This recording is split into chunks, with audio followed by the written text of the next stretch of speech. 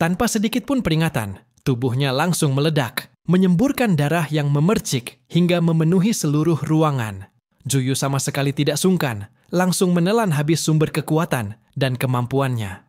Jenderal Situlan, apa yang terjadi di pihak Anda? Ada apa di sana? Sepertinya mendengar keributan di tempat itu, suara dari ujung komunikasi terdengar agak cemas. Juyu mengambil perangkat komunikasi dan dengan nada suara Jenderal Situlan berkata, "Tidak ada apa-apa. Barusan aku membunuh seekor serangga." Begitukah? Kalau begitu bagus. Semoga Anda meningkatkan kewaspadaan.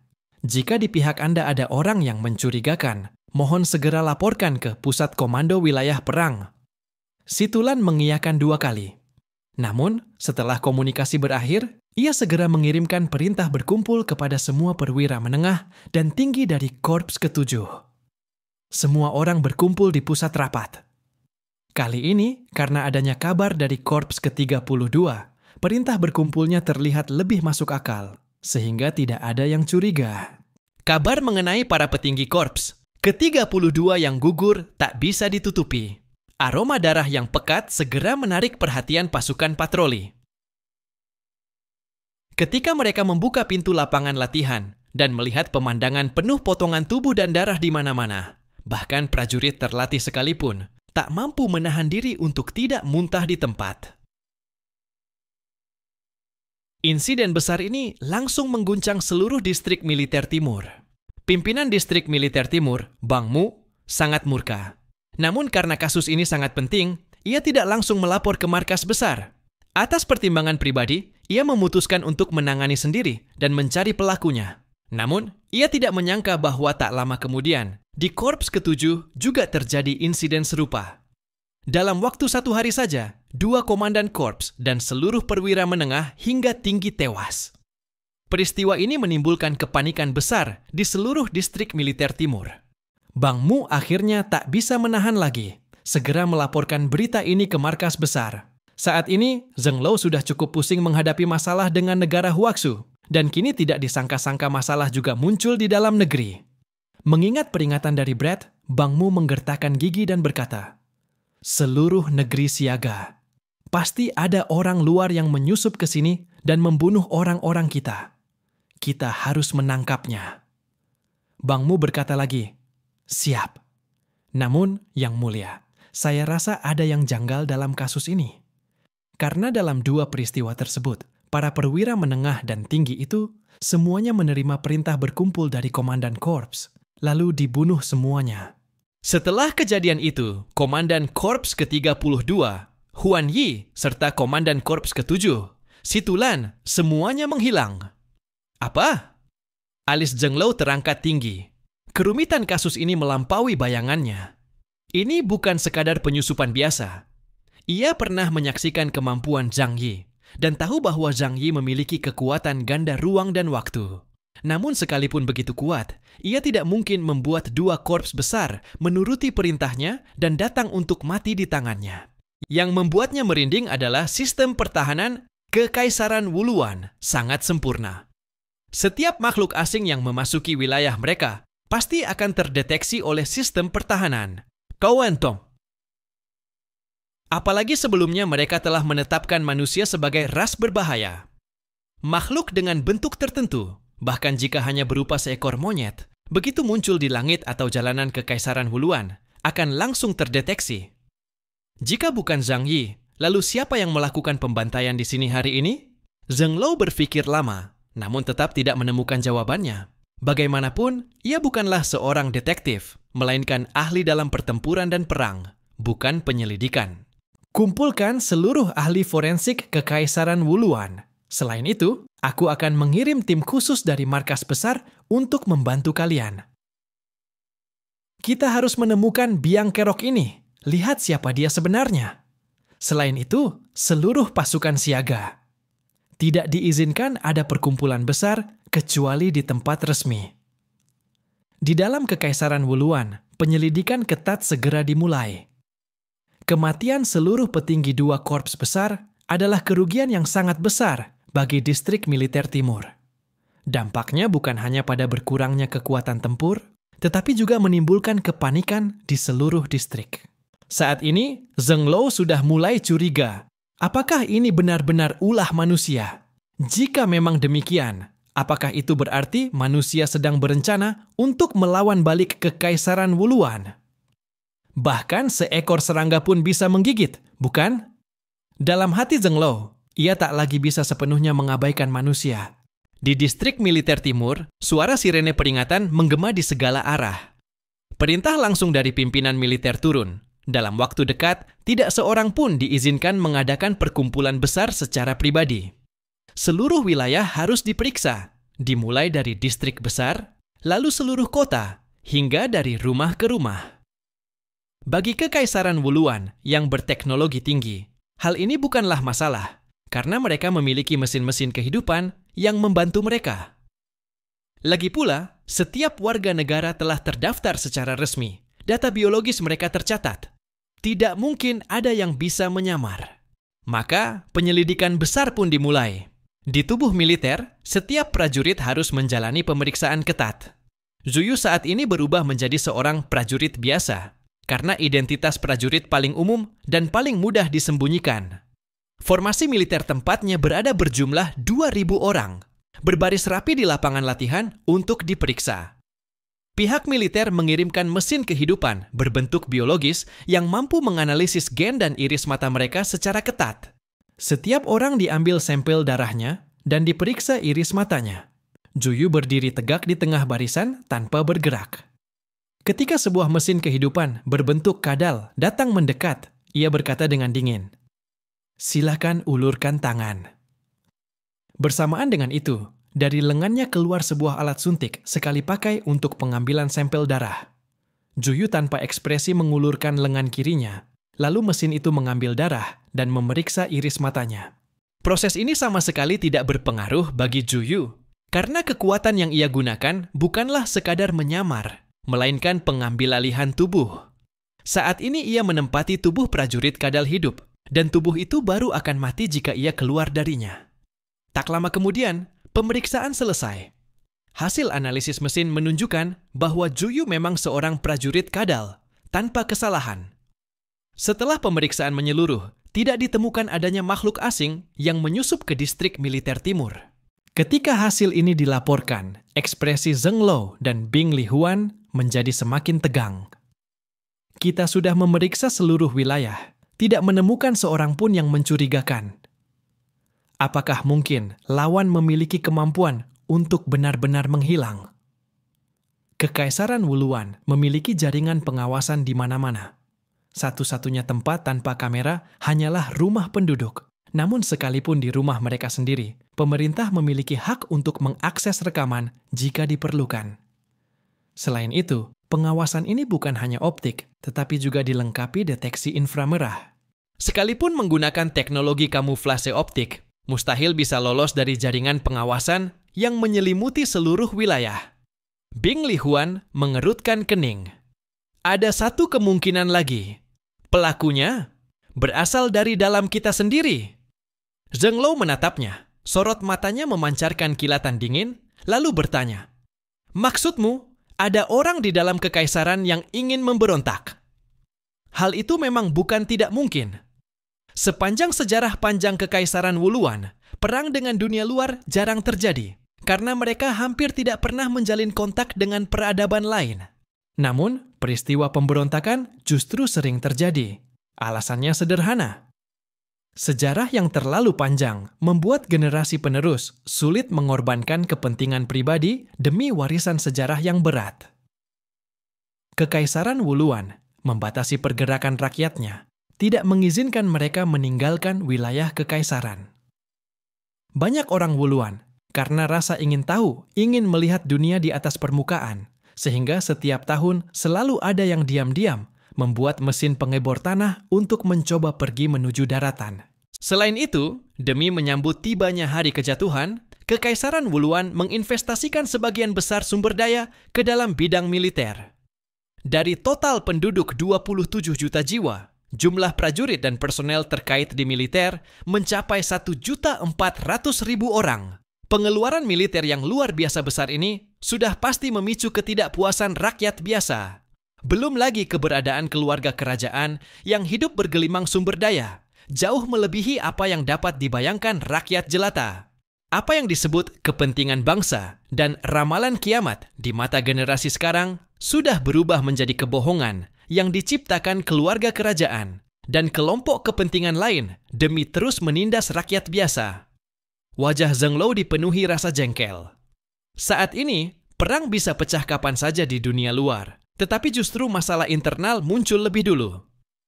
Siapa yang bisa tetap tenang menghadapi hal seperti ini? Masalah ini harus segera ditekan. Tidak boleh membiarkan rakyat kadal biasa mengetahui apa yang sebenarnya terjadi. Selidiki sampai tuntas. Tidak peduli siapa pelakunya dan berapa banyak orang yang terlibat. Begitu terbukti, semuanya dihukum mati. Tanpa ampun. Zheng Luo mengeluarkan perintah paling keras sekaligus memberi wewenang yang sangat besar kepada divisi penyelidikan khusus militer. Namun, mereka tidak tahu bahwa pelaku sebenarnya sudah menyusup ke dalam kamp militer mereka. Juyu bukanlah orang bodoh. Walaupun usianya belum lama, ia menerima pendidikan terbaik dari kota badai salju. Zhu Sengsanggat memahami bahwa orang yang hanya memiliki kekuatan besar tanpa otak tidak akan mampu bertahan di medan perang. Oleh karena itu, bersama Ling Lingsue, ia mengajarkan kepada Juyu banyak sekali aturan bertahan hidup di medan perang. Sederhananya, selain keterampilan wajib pasukan khusus, ada satu aturan berprinsip 8 huruf yang harus dipatuhi dengan ketat. Demi tujuan, semua cara dibenarkan. Saat membunuh manusia, Zuyu masih merasakan sedikit ketidaknyamanan. Namun, ketika membunuh manusia kadal, ia merasa seolah sedang menikmati prasmanan tak terbatas, yang lezat dan menyenangkan. Maka, setelah pemeriksaan selama periode tertentu selesai, dan semua perwira dilarang keluar kamp pada malam hari, ia kembali memulai perburuannya. Zuyu sangat pemilih dalam menentukan target. Prajurit berpangkat rendah tidak menarik perhatiannya sama sekali. Namun, perwira menengah dan tinggi itu baru layak diburu. Tubuh manusia kadal pada dasarnya lebih kuat dari manusia. Seorang prajurit manusia kadal terlatih hanya dengan kekuatan fisik dan senjata sudah mampu menandingi seorang manusia berkemampuan khusus dengan indeks kekuatan hingga 5.000 poin. Perburuan Juyu berlangsung dengan sangat menyenangkan. Malam yang sunyi membuat para perwira meningkatkan kewaspadaan. Sayangnya, di hadapan seorang berkemampuan khusus dengan kemampuan kompleks dan indeks kekuatan hingga 25.000 poin, mereka sama sekali tak punya daya melawan. Di tengah malam, lorong setiap barak dipenuhi perangkat pengawas inframerah. Juyu setiap kali memakan manusia kadal akan memperoleh memori mereka. Karena itu, ia sudah memahami secara rinci jaringan pengawasan mereka dan tahu cara untuk menghindarinya. Di bawah tanah, pengawasan tidak bisa dilakukan, jadi aku akan masuk lewat bawah tanah. Ia duduk perlahan dari ranjangnya, melirik ke sekeliling, lalu mengabaikan prajurit kadal biasa. Tubuhnya mengalir seperti air dan menyatu dengan tanah tanpa meninggalkan jejak sedikit pun. Kemampuan merayap di dalam tanah ini, ia peroleh dari seorang manusia berkemampuan khusus luar kota yang pernah ditangkap. Walaupun kekuatan orang itu lemah, kemampuannya sangat berguna pada saat-saat penting. Kemampuan ini tidak merusak tanah, dan saat digunakan, tidak meninggalkan jejak apapun, sehingga dapat menyusup dengan sempurna. Juyu, sesuai dengan ingatan di kepalanya, mendatangi kamar seorang perwira. Kurang dari 10 detik kemudian, ia sudah menembus ke kamar perwira lainnya. Tanpa suara, tanpa tanda, seolah tidak pernah terjadi apapun. Para perwira itu mati dalam tidur mereka, bahkan sebelum sempat merasakan apapun. Bagaikan malaikat maut sedang memanggil nama, satu persatu tewas. Keesokan paginya, saat pasukan mulai berkumpul, tidak satu pun perwira berpangkat mayor ke atas yang hadir.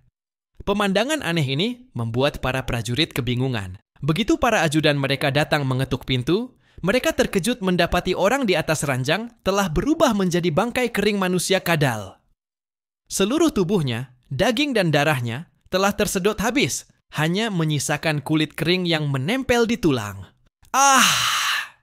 Adegan mengerikan itu membuat ajudan tersebut menjerit ketakutan. Barulah pasukan sadar ada yang tidak beres dan mulai mencari para perwira satu persatu.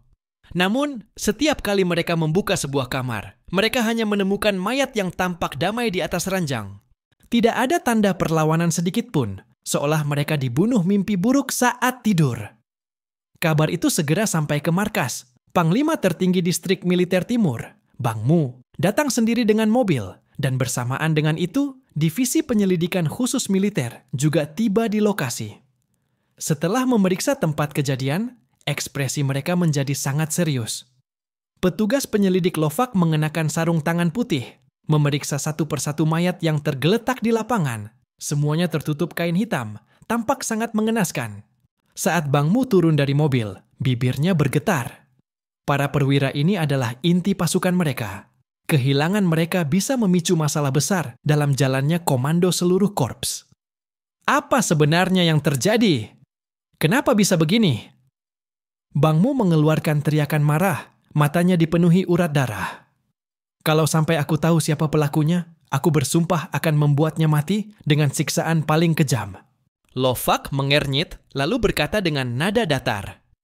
Kali ini kita berhadapan dengan lawan yang sangat sulit. Di dalam camp ada patroli di mana-mana. Sistem pengawasan tidak memiliki titik buta sedikit pun. Tapi sekian banyak orang ini bisa terbunuh tanpa ada perlawanan sama sekali. Bisa dipastikan, pelakunya pasti seorang berkemampuan khusus. Tapi, wajahnya semakin serius. Bagaimana dia bisa melakukan hal mengerikan seperti ini?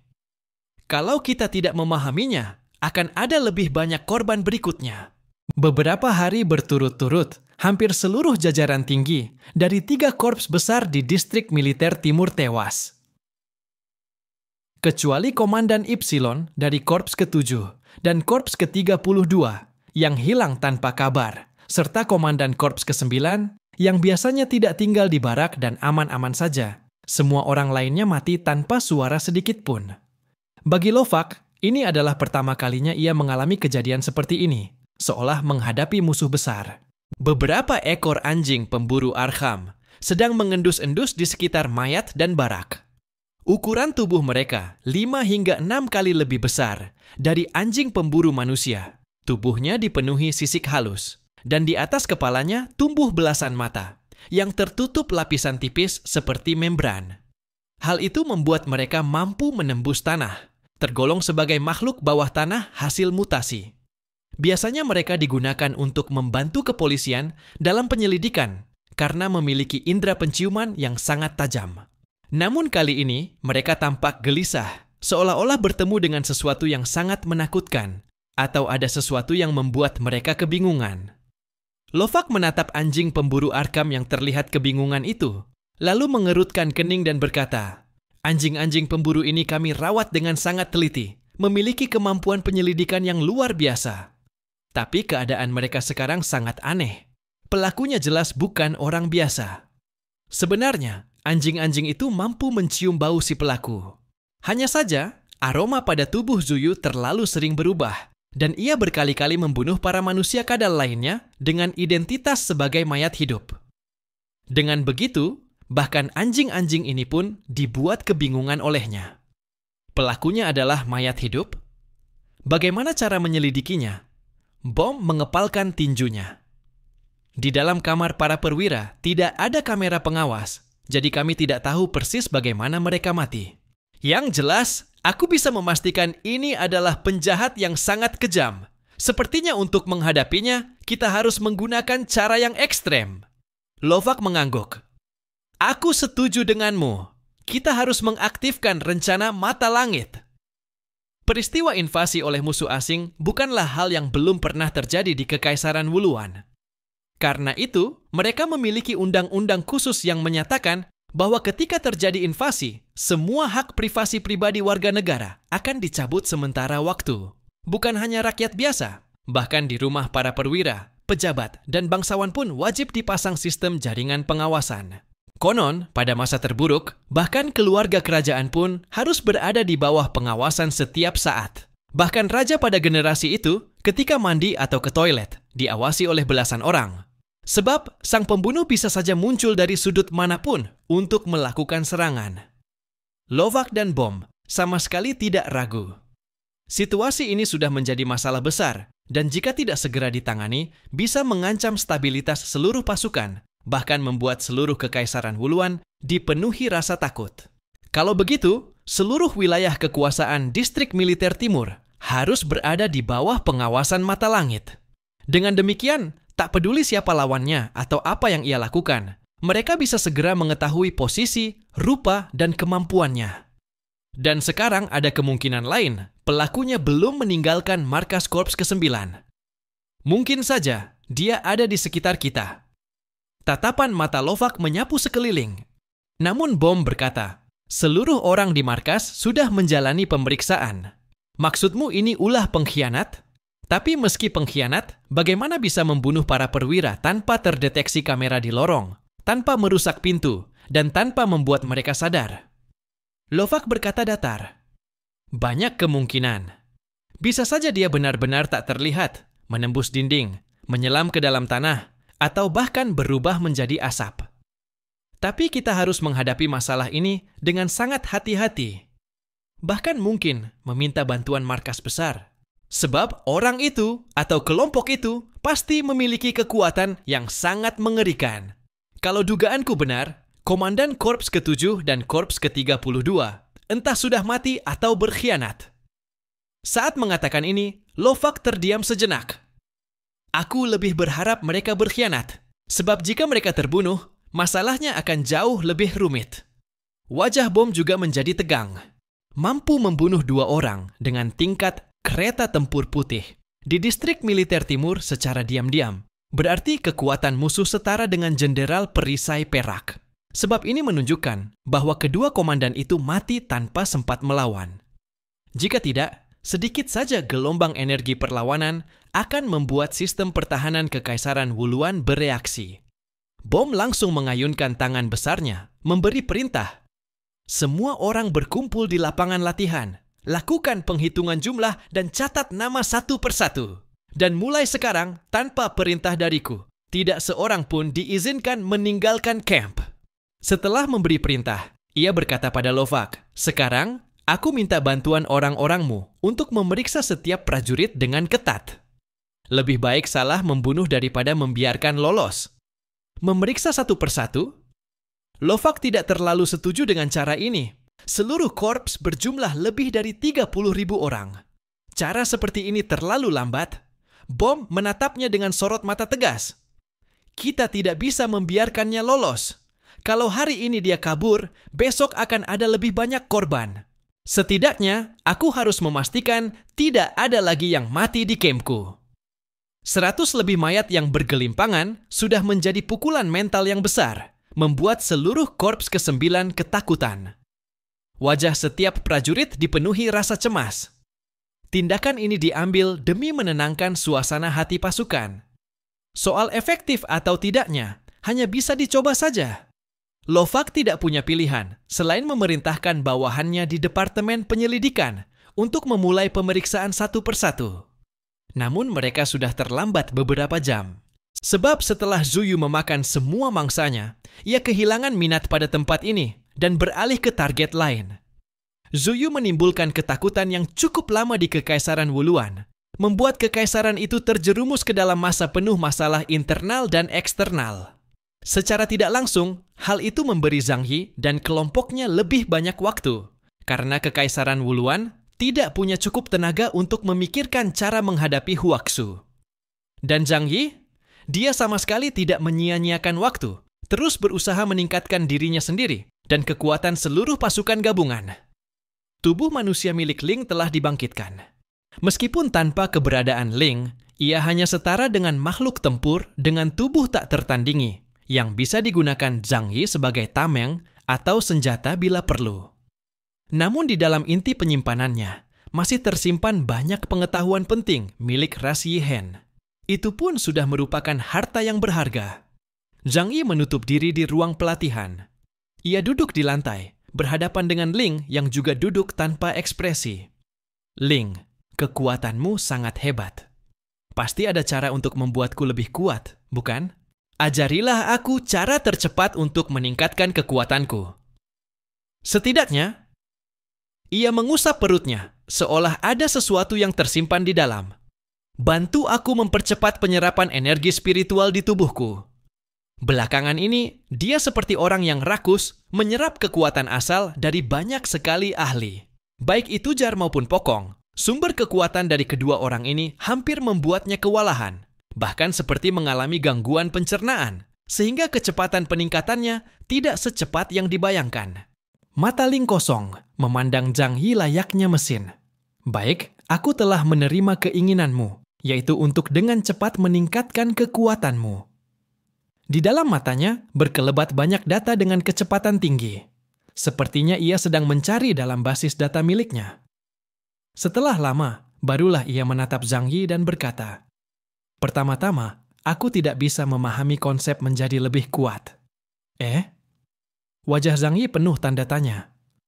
"Jangan bercanda. Bagaimanapun juga engkau adalah senjata pamungkas dari peradaban tingkat dewa. Jangan bermain-main dengan hal abstrak seperti ini, oke?" Namun Ling berkata, "Sejak hari aku diciptakan, aku sudah menjadi perangkat tempur terkuat di seluruh alam semesta. Jadi, aku tidak memiliki proses pertumbuhan." Sudut mata Zhang Yi berkedut. Lihat aku. Harus sesuai situasi, oke? Jadi, apa saran yang bisa kau berikan padaku?" Ling berpikir sejenak, lalu berkata, "Menurut penjelasanmu, hakikat dari menjadi kuat adalah kemampuan untuk mengubah dunia ini. Lebih spesifiknya, yang kau inginkan adalah kemampuan untuk menghancurkan materi asli dunia ini." Zhang Yi berpikir sejenak. Sepertinya itu memang tidak salah. Kekuatan tempur, bukankah itu adalah kekuatan untuk menghancurkan? Ling mengangkat dua jari. Kekuatan dari konsep ini berasal dari keinginan yang kuat. Semakin besar keinginan, semakin mudah meledakkan kekuatan besar dan mendorong potensi substansi spiritual di dalam tubuh. Tetapi, ini dibatasi oleh batasan diri sendiri. Setiap orang memiliki batas, seperti teko air. Banyaknya air yang bisa ditampung tergantung pada kapasitas teko itu. Jadi, menyerap banyak substansi spiritual tidak selalu berarti kekuatanmu akan meningkat. Zhang Yi menyilangkan tangan dan menyimpulkan, jadi maksudnya, kapasitas menentukan batas atas, sedangkan keinginan adalah faktor penting untuk membangkitkan potensi. Begitu, kan? Ling berkata, masih ada satu cara lagi untuk membangkitkan potensi, bahkan cara ini bisa lebih efektif daripada keinginan kuat, yaitu tanpa keinginan. Tanpa keinginan, Zhang Yi tiba-tiba teringat pada seseorang, Raja Suci Wang Yangming. Yang disebut tanpa keinginan mungkin adalah tingkatan ketika seseorang telah memahami hukum langit sepenuhnya. Hanya saja, Zhang Yi bukan orang seperti itu. Tapi kalau dipikir dari sudut lain, bukankah yang Xin justru seperti itu? Bagi dia, meningkatkan kekuatan adalah hal yang tidak terlalu penting. Namun anehnya justru kekuatannya meningkat lebih cepat dari siapapun. Ling pun berkata, tanpa keinginan tidak cocok untukmu, yang cocok bagimu adalah keinginan yang kuat. Semua keinginan yang membara di hatimu akan membuatmu semakin kuat. Kesombongan, iri hati, amarah, kemalasan, keserakahan, kerakusan, nafsu. 7 keinginan dasar ini memiliki kekuatan untuk membangkitkan potensi seseorang. Sampai di sini, pandangan matanya bergetar aneh, suaranya pun menjadi rendah. Dan manusia generasi ke-6 adalah ras yang sangat langka, yang mampu memaksimalkan ke-7 keinginan kuat ini. Hampir merupakan gabungan dari semua faktor kehancuran dalam satu makhluk. Bahkan kami pun tidak mengerti mengapa Sang Pencipta awalnya menciptakan kalian. Di antara semua ras, kalian memiliki tubuh yang paling lemah, juga tidak terlalu cerdas, dan malah punya banyak sekali kekurangan. Ling terus terang berkata, aku bahkan merasa kalian lebih gagal daripada manusia generasi pertama. Karena mereka hanyalah binatang tanpa kecerdasan, namun mampu hidup selaras. Sebaliknya kalian, melihat dari arah perkembangan sejarah, mungkin tanpa perlu campur tangan pencipta pun, kalian akan menghancurkan diri sendiri. Zhang Yi menyilangkan tangan, mengernyit, dan menunjukkan wajah tidak puas. Generasi ke-6 manusia harus punah atau tidak? Apa hubungannya denganku? Pokoknya selama aku dan keluargaku bisa hidup baik-baik, ya sudah. Aku tidak terlalu berpendidikan, jadi jangan banyak ngomong hal yang ribet-ribet. Seorang malaikat komputer berbentuk manusia, malah membicarakan filsafat dengannya. Sekarang aku cuma mau tahu, kau bisa nggak membantuku jadi lebih kuat? Beri aku saran, tolonglah. Pertempuran besar sudah di depan mata. Zhang Yi merasa setiap peningkatan kekuatan adalah jaminan keselamatannya. Ling menatap Zhang Yi, perlahan berkata, "Bakatmu di antara manusia sudah mencapai batas, tapi yang kurang darimu adalah pemahaman terhadap diri sendiri dan dunia. Semakin kuat kemampuan pemahamanmu, semakin mampu kau menguasai kekuatan spiritual, dan dari sanalah kekuatan yang lebih besar akan muncul." Sambil berkata demikian, ia tiba-tiba mengarahkan jarinya ke dahi Zhang Yi. Zhang Yi merasakan sensasi dingin menyebar di dahinya. Apakah engkau benar-benar telah memaksimalkan kemampuanmu? Sentuhan dingin itu seakan membuka sebuah pintu, membuat Zhang Yi samar-samar merasakan sesuatu. Bisakah kau menjelaskannya lebih detail? Aku tidak suka tebak-tebakan. Zhang Yi dengan tulus meminta bimbingan. Ling menghela napas pasrah. Tidak ada cara lain, karena kekuatan spiritual tidak selalu berbanding lurus dengan kecerdasan. Kecerdasan berasal dari tubuh biologis itu sendiri. Walaupun sudah menerima pencerahan tertinggi dari ras Yihen dan mendorong batas dirinya hingga penuh, tetapi memanfaatkan bakatnya sepenuhnya tetap tergantung pada orangnya. Kalau itu yang Xingxin, mungkin saat ini dia sudah memahami maksudnya, mengingat dia adalah monster genius yang kecerdasannya tidak kalah dari Einstein. Ada ungkapan yang berbunyi, kecerdasan Einstein adalah 160, kecerdasan orang normal sekitar 100, sedangkan kecerdasan anjing adalah 40. Jadi, cara yang Xingxin memandang orang biasa terkadang memang seperti, sudahlah, tidak usah dilanjutkan. Keinginan adalah kunci untuk membangkitkan potensimu. Hakikat kemampuan adalah pengaruh pikiran terhadap dunia materi. Bagaimana memanfaatkannya adalah cerminan dari pemahamanmu terhadap dunia. Jadi, cobalah untuk melepaskan imajinasimu. Bagaimana caranya mengubah dunia materi? Berdirilah di tengah alam semesta, memandang planet ini dari atas, dan lihatlah segala sesuatu dari sudut pandang pencipta. Ling memperlambat tempo bicaranya, seakan menyuapkan setiap kata perlahan ke mulut Zhang Yi. Perlahan, Zhang Yi mulai mengerti maksud Ling. Hakikat kekuatan khusus adalah perwujudan dari keinginan pribadi dalam mengubah dunia. Jadi, pada tingkat tertinggi, seperti Ling dan Druid Titan, segalanya menjadi mungkin, bahkan dapat secara langsung mempengaruhi seluruh dunia materi. Bahkan bisa menciptakan dunia dan kehidupan. Itu terlalu jauh dariku, aku belum bisa mencapai tingkat itu. Aku tidak bisa melepaskan diri dari batas kemampuan, waktu, dan ruang. Tapi, Zhang Yi menutup mata, membayangkan dirinya berdiri di tengah alam semesta, memandang planet biru besar itu dari atas. Waktu dan ruang juga merupakan bagian dari struktur dunia materi. Lalu, mengapa aku tidak bisa membedah dan membentuk ulangnya? Di dalam pikirannya, semakin ia memikirkan suatu konsep, semakin jelas sekaligus semakin rumit. Jelas karena ada pencerahan, rumit karena semakin luas jangkauan yang disentuh, semakin besar pula wilayah yang belum diketahui. Ada satu senar di dalam benaknya, seperti kilatan cahaya yang tiba-tiba muncul. Pencipta bagaikan seorang penenun yang menggunakan benang-benang pikiran untuk menenun seluruh dunia. Kalau ia bisa memetik senar-senar dunia itu, apa yang akan terjadi?